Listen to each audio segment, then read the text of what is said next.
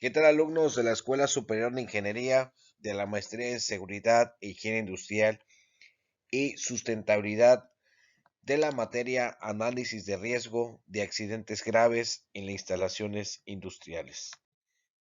En la sesión anterior vimos sobre la unidad 5, sobre los estudios de casos, sobre la aplicación de análisis cuantitativo de riesgo, sobre los costos de actividades, en el caso costos directos, costos indirectos, y también el costo que pueda generar un riesgo. En esta sesión veremos sobre los costos directos y también los costos indirectos, el cual tiene alguna relación sobre lo que vimos en la sesión pasada. ¿Cuál es el objetivo de esta sesión? Que los alumnos conocerán sobre los costos directos e indirectos de un accidente. En este caso, conocer cuánto cuesta pues, un accidente en el caso de un incidente, y esto va basado sobre el costo de el iceberg que vimos en la sesión anterior. Hicimos hincapié que los costos directos son los salarios. ¿Cuánto me sale el salario de un personal? ¿Cuánto me sale el riesgo de trabajo? ¿Cuánto voy a pagar yo por el riesgo de trabajo? Y en los indirectos, pues me va a hacer en la parte sobre los costos que yo no tengo contabilizado, que yo no tengo idea, ¿sí? En el caso de un incidente o accidente que se pueda pasar, cuánto debo de pagar, ¿sí? Por ese incidente. Entonces, los costos directos son los que ya conozco, y como dice aquí en la definición, que los costos directos son los que se derivan de la interrupción del proceso productivo y la correspondiente a la pérdida de producción debido a la ausencia del trabajador. ¿Cuánto me puede costar por un día una producción? Perdón, un costo por una pérdida de producción por un día. Entonces, es diferente industria puede decir, ¿sabes qué? Pues a mí me genera 1,5 millones de pesos por perder un día de producción. A lo mejor algunos son menos, son 500,000 pesos, pero ese valor de costo, pues yo ya lo tengo ya identificado de acuerdo a la producción que ya tengo identificado. Y esta es la pérdida también del salario para el trabajador y posible costo de adaptación para poder desarrollar un trabajo diferente. El caso también de los primeros auxilios y aumentos de las primas. Y eso es lo que vimos en la sesión anterior, ¿no? El aumento de las primas de riesgo. Son costos directos, son costos que yo pueda ver cuánto me va a salir el próximo año, ¿sí? En el caso de que hubo más y esta incapacidad y mi prima de riesgo aumentó. Y los costos indirectos, pues son el conjunto de pérdidas que sufren las empresas producto de los accidentes laborales, como el tiempo perdido de la jornada laboral, los daños causados en las instalaciones, maquinaria o equipo, la pérdida de materia prima, la financiación de la investigación, el deterioro de la imagen corporativa. Esos son costos indirectos que desconocemos cuánto va a salir, cuánto va a ser la parte de estos costos, pero que tenemos que proceder, pues solucionarlo, porque eso pues podemos perder clientes, podemos perder la parte también de la producción y no puede tener la empresa un margen de utilidad. En el caso que vamos a hablar sobre los costos directos, vamos a hablar sobre algunos accidentes graves. Esto me voy a ver la parte de Chernobyl, que fue en marzo, creo 25 y 16 de marzo, abril, 1986, que fue la parte de la explosión de la industria nuclear. Y sobre estos incidentes, nosotros también podemos apreciar cuáles son las causas básicas que no adoptaron como medidas preventivas y controles, y esto generó un costo. A veces las industrias dicen, es que si yo pongo un sistema de diluvio a estos tanques de gas LP, pues me va a generar 5 millones de pesos. Sí, pero también, como nosotros expertos en la parte de seguridad y la parte de costos, tenemos que decir, sí, pero hay un retorno de valor. ¿Qué es el retorno de valor? El retorno de valor es a cuánto tiempo tú vas a recuperar esa inversión. Porque ve la parte de la seguridad, la parte de los controles para mitigar los riesgos como un gasto y no lo ven como una inversión. Porque lo que pasó en Chernobyl, lo que pasó en San Juanico, cuántos millones de pesos y que Pemex todavía está endeudado, ¿sí? Ya que pasó más de 30 años lo que pasó con San Juanico, pero cuánto ha invertido Pemex por ese incidente, por ese accidente, que hubo daños a la propiedad, daños humanos, y en la parte de Chernobyl, cuántos millones. Entonces, en esa parte de estos ejemplos que vamos a ver, pues vamos a visualizar cuál es la investigación del incidente, el análisis de causa y cuáles son las lecciones aprendidas sobre estos incidentes. En este caso, pues vemos el título del incidente, pues tenemos múltiples reactores, en la cual fue una parte de explosión, que fue, este fue, dato fue el que se evaluó en el 11 de marzo de 2011, la parte de Japón, ¿sí? La ocasión fue la parte de Fukushima Daiichi, que es en la parte, perdón, ese fue de un reactor, y en en ese reactor, pues imagínense, fueron cuántas muertes, y fue 2.259 indirectos. Bueno, el ejemplo que mencionaba de Chernobyl, este es un ejemplo diferente, que es sobre la explosión que hubo en el 11 de marzo de 2011, si se recuerdan, en la parte de Japón, en Fukushima Daiichi, no es de Chernobyl. Y esto, imagínense que Japón tuvo que cerrar esa industria nuclear porque si no hubiera aparecido la de Chernobyl, que tenía que por la expansión de la parte de la radiación pudiera afectar a diferentes países. Entonces, esta que fue en el 2011 en Japón, hubieron 2.259 muertos y 13 lesionados, según fuentes oficiales. Y esto le costó, ¿sí? Que fue en el 2016 que hicieron la parte del coste, fue de 188 billones de pesos. Entonces es una cantidad elevado, 188 billones. Pero ¿qué pasó? ¿Qué pasó sobre este incidente? Pues la descripción del incidente dice que después de un terremoto de magnitud de 9.0 en la escala de Richter, 3 de los 6 reactores de agua hirviendo que operaban en ese momento se apagaron automáticamente, según lo diseñado. Sin embargo, las 6 fuentes de alimentación eléctrica externas fallaron debido al daño del terremoto, ¿sí? Los generadores de diésel de emergencia se pusieron en marcha según lo previsto. Sin embargo, aproximadamente 41 minutos después, la planta fue golpeada por el tsunami, ¿sí? De 15 metros que dañó las bombas de agua de enfriamiento del mar para los condensadores principales y los circuitos de enfriamiento auxiliares, incluido en el sistema de eliminación de calor residual. También ahogó los generadores de diésel e inundó aparentemente eléctrica y los sistemas de baterías. Los 3 núcleos del reactor se fundieron en 3 días. Afortunadamente, no hubo explosiones de vapor en el núcleo, pero 13 personas resultaron heridas por explosiones de hidrógeno que rompieron sus respectivos edificios de contención nuclear, liberando material radiactivo al medio ambiente.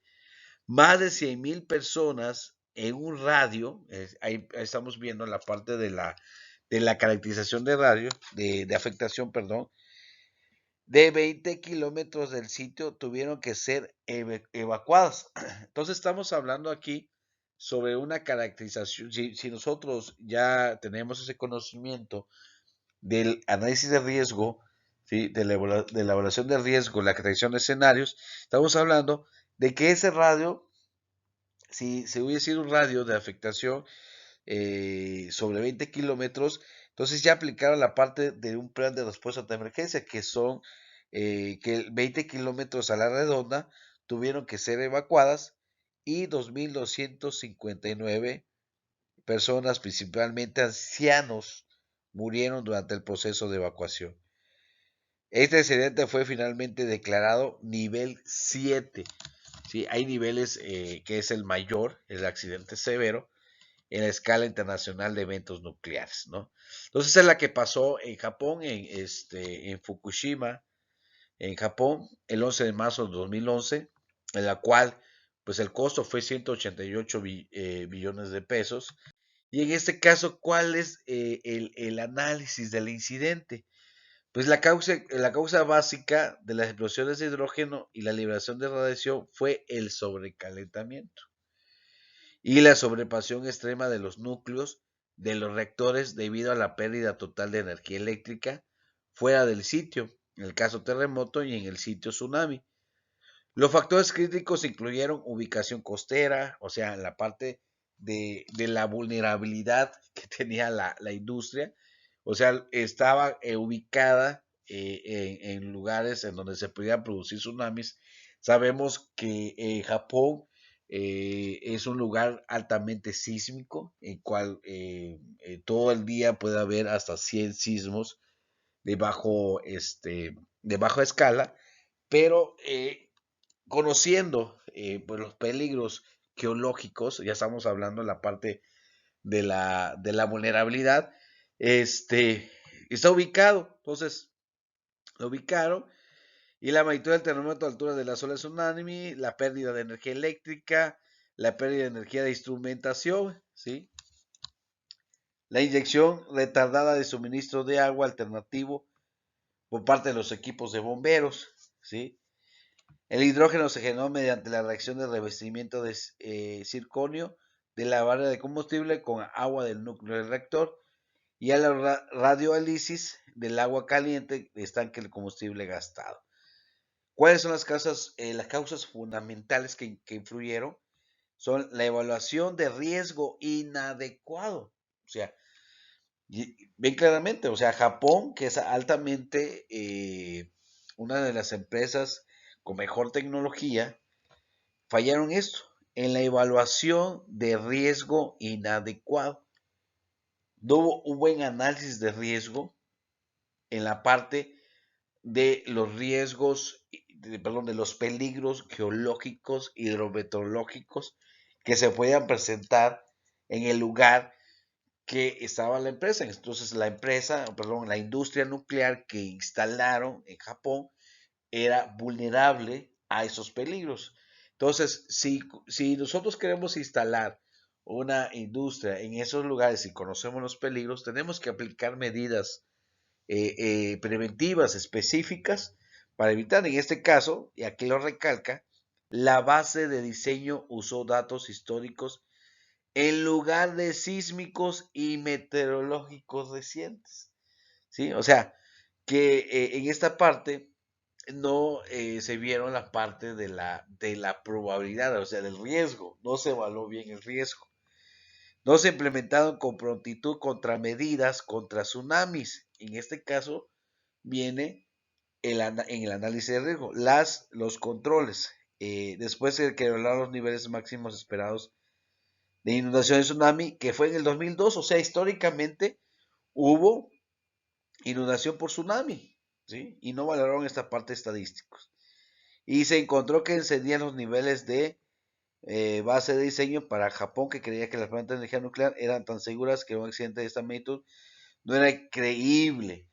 Si se acuerdan bien, en las matrices de riesgo, en la parte de la exposición, históricamente, cuando hacemos el análisis de riesgo, si no tenemos por parte importante las estadísticas, si en algún lugar pasó, ¿sí? Siempre podemos decir, es que no ha pasado, es que nunca pasó, es que no puede pasar.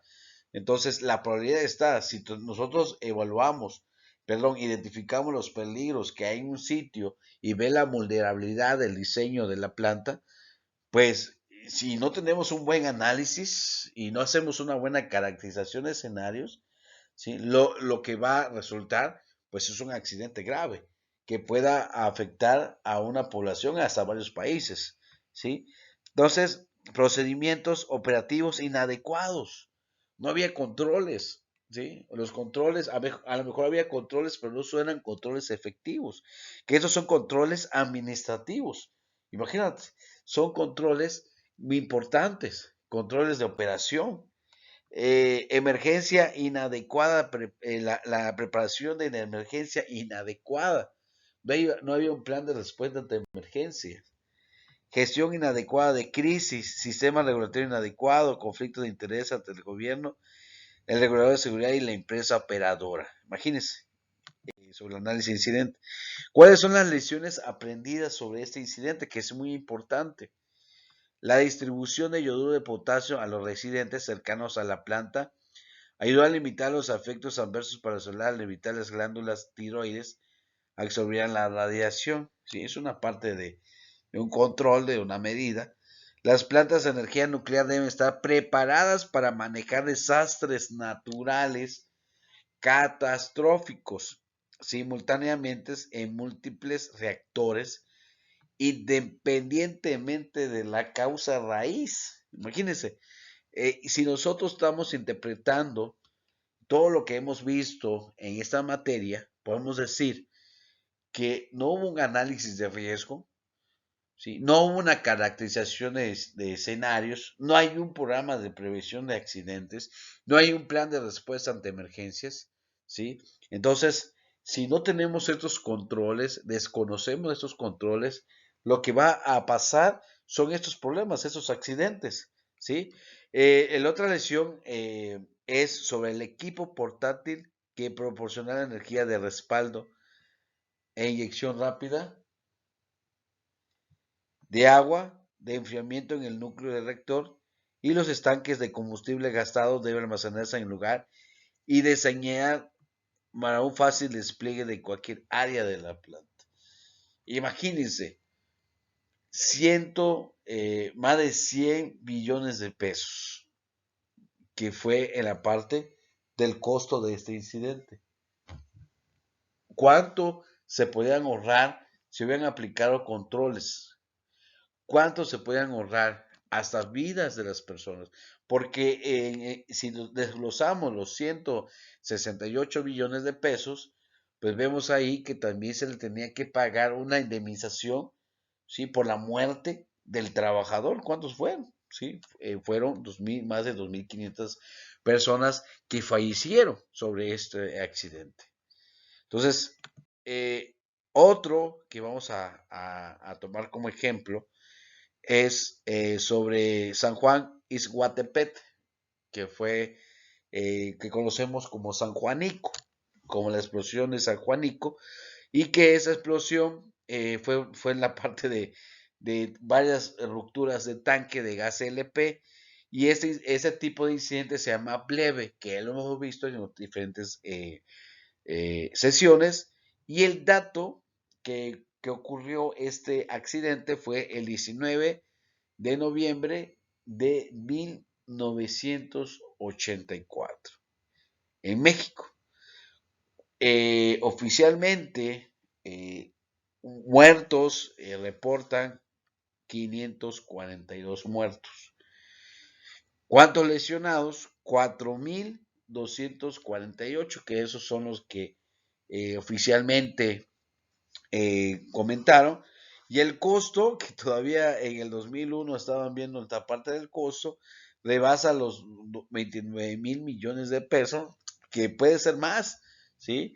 Entonces, esos costos se ven en la parte de la afectación y la parte también de la indemnización que se le hacen a estas 542 personas, ¿no? Pero oficialmente eso es lo que reporta. Y esto puede ser que pudieran ser más accidentes, más muertos, más fallecidos y más lesionados, que ahorita vamos a ver la descripción del incidente. Vemos aquí la imagen de la explosión en San Juanico. Dice que el incidente ocurrió de esta manera. Una línea de transferencia de gas licuado de petróleo se rompió en una terminal de almacenamiento, distribución de propiedad y operación estatal, sabemos que de Pemex, mientras se llenaba desde una refinería, imagínense, se llenaba de una distancia de 400 kilómetros, ¿sí? De distancia. La fuga de gas LP formó una nube de vapor que se derramó sobre las paredes del haz que rodeaban los recipientes de almacenamientos presurizados, que son las esferas, ¿sí? Que son el tipo de esferas, y migraron hacia una llamarada en el suelo. Eso fue lo que activó, pues, la explosión.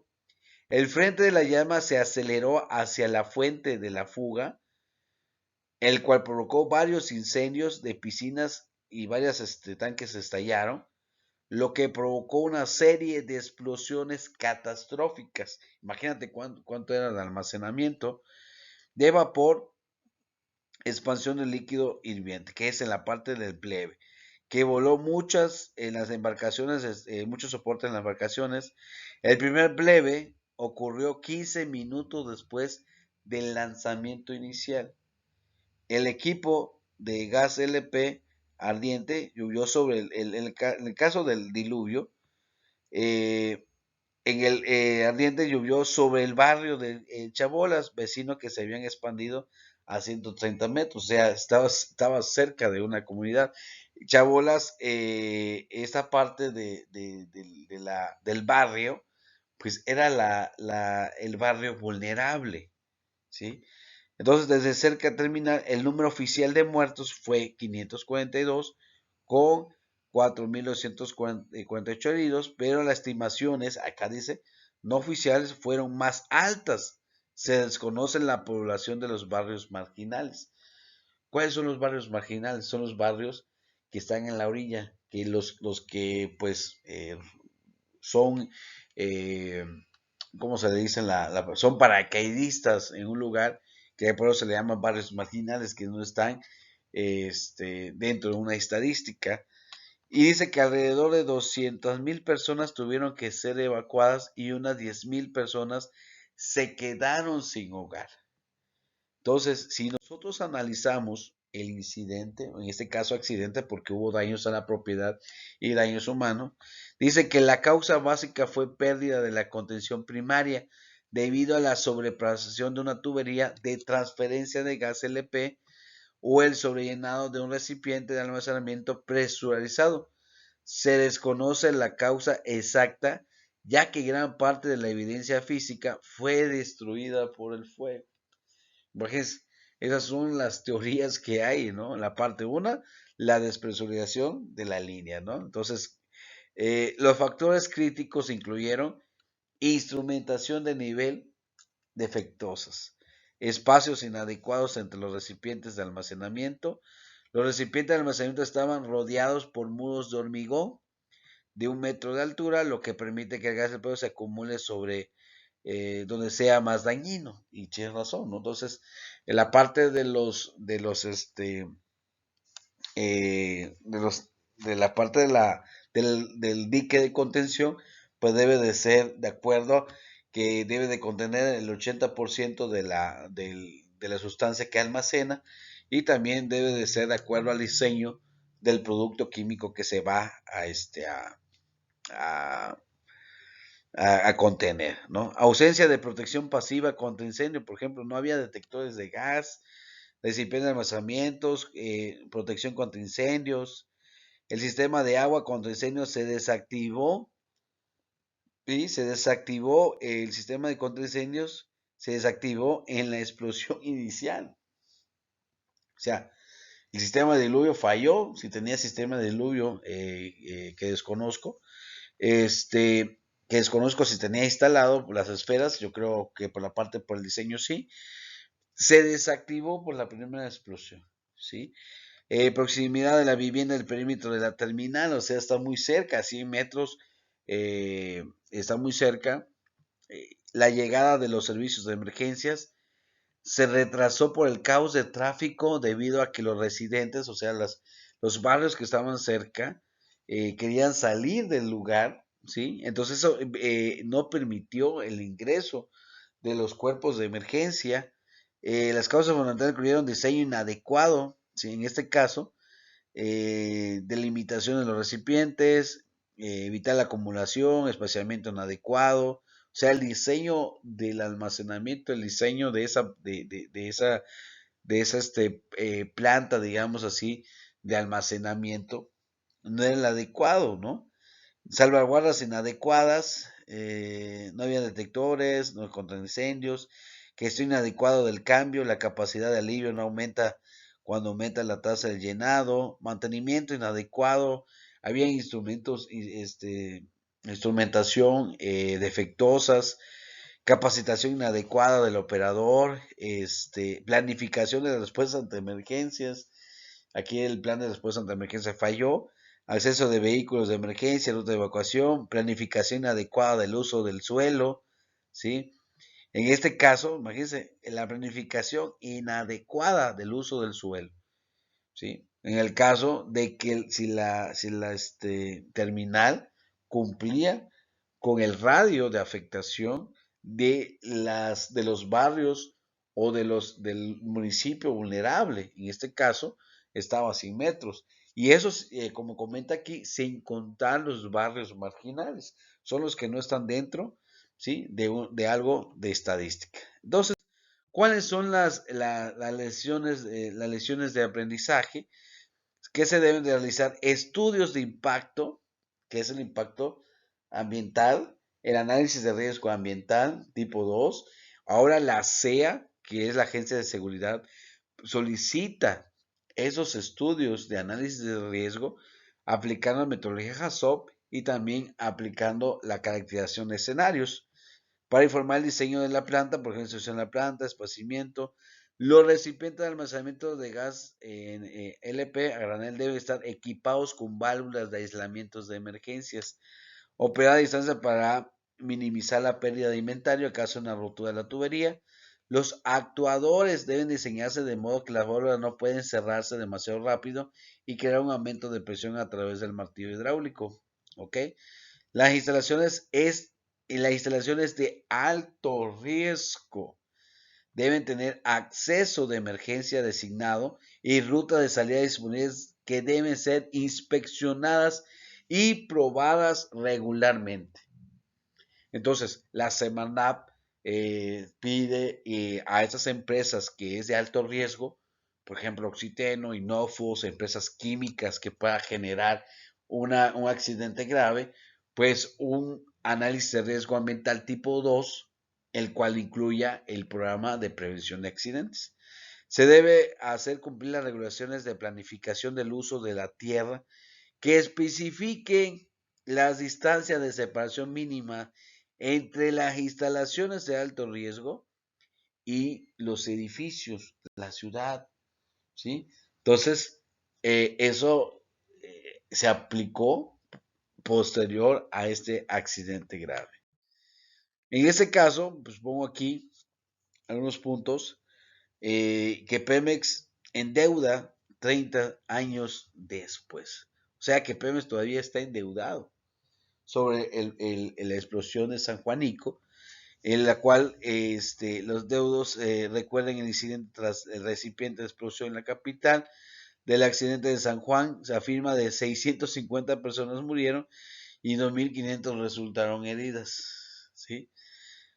Entonces, pero también dice que en el 2013 al 2021, a este año, han sucedido 6 grandes siniestros que le han costado 986 millones de dólares a Pemex, ¿sí? O sea, 986 millones de dólares, ¿sí?